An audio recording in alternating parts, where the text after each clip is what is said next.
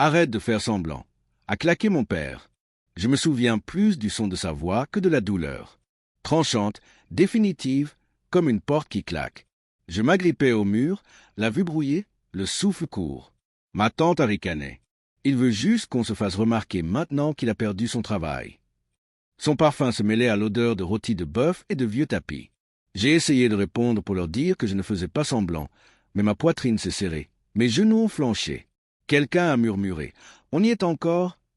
Puis l'ambulancier est entré, a pris mon pot, et sa voix a percé le bois. « Il nous faut un brancard, tout de suite. » Et en un instant, la pièce est passée des moqueries au chaos. Avant, je pensais que la désapprobation de mon père était de l'amour déguisé, que son silence n'était que discipline, sa colère, de l'inquiétude. Il m'a façonné à son image. Calme, efficace, jamais émotif.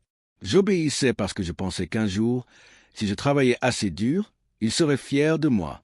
Il ne l'a pas été. Quand j'ai perdu mon travail, la première ce qu'il a dit, ce n'était pas « ça va ?»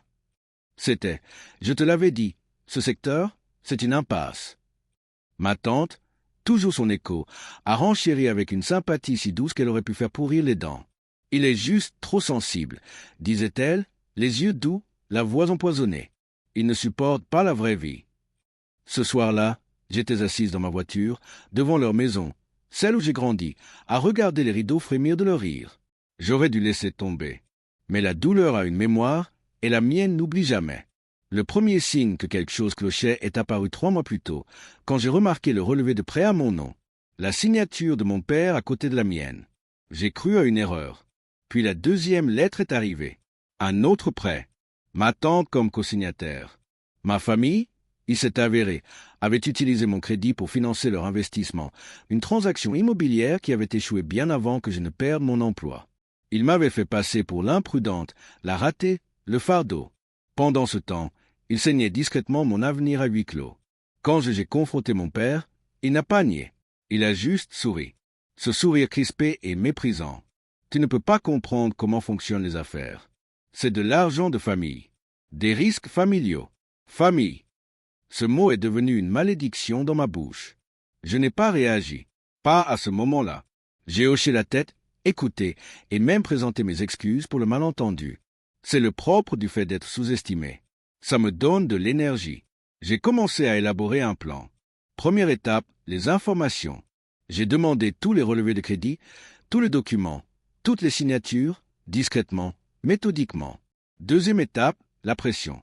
J'ai envoyé des demandes de renseignements juridiques polies à leurs partenaires financiers, juste assez pour les inquiéter, sans que cela paraisse personnel.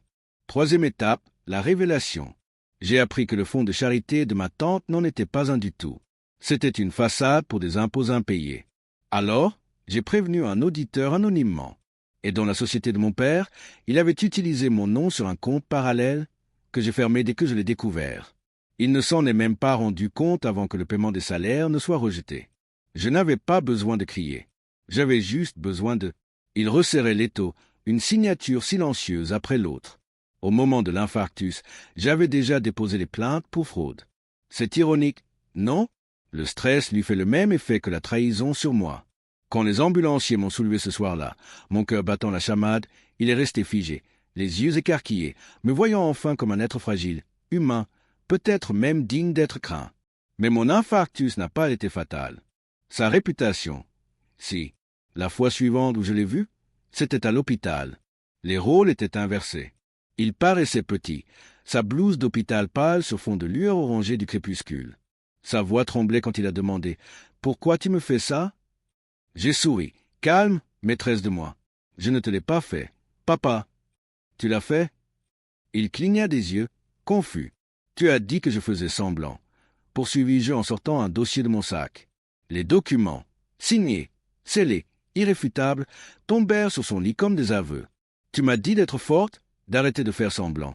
Alors j'ai arrêté de faire semblant de te pardonner. » Il voulut ramasser les papiers, mais ses mains tremblaient trop. Je les laissai s'éparpiller. Ce fut ensuite le tour de ma tante. Son fonds de charité gelé, son nom chuchoté à chaque gala local. Elle m'appela en pleurant. « Comment as-tu pu ?» dit-elle. « Nous sommes de la famille. » Je ne dis rien, je l'écoutais simplement s'effondrer. Le silence, j'appris, pouvait être plus tranchant qu'une lame.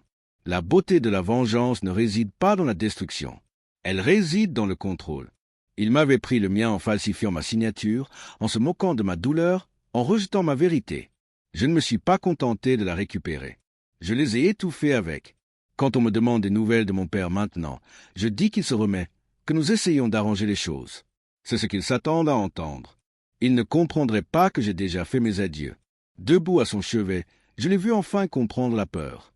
Je suis sorti de cette chambre plus léger, le souffle court, la poitrine apaisée.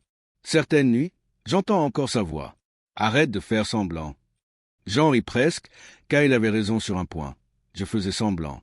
Je simulais la faiblesse. Je simulais le pardon. Je simulais le fait d'être le fils qui céderait toujours. Et quand j'ai arrêté, tout s'est effondré. Sauf moi. Maintenant, chaque inspiration est une victoire. Pure, silencieuse, définitive.